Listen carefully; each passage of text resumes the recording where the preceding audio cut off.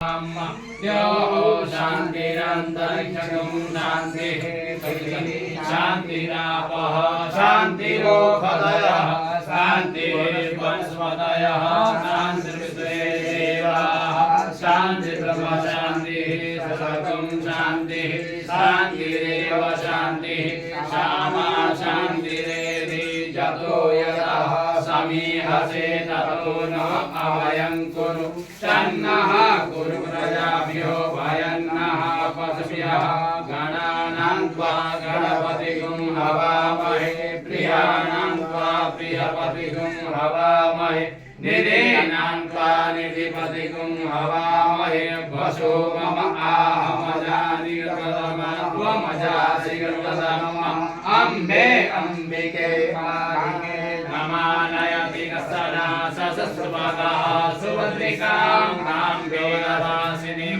सुशान्तिर्भवतु। श्रीमन्महागणाधिपतये नमः। श्री सरस्वत्यै नमः। वाणी हिरण्यगर्भाभ्यां नमः। शची प्रभ्यां नमः। मातृ पितृभ्यो नमः। गुरु चरणारविन्दाभ्यां नमः। स्थानदेवताभ्यो नमः। ग्रामदेवताभ्यो नमः। वास्तुदेवताभ्यो नमः। कुलदेवेभ्यो नमः। पितृदेवेभ्यो नमः। सर्वेभ्यो देवेभ्यो नमः। सर्वेभ्यो ब्राह्मणेभ्यो नमः। निर्विघ्नमस्तु।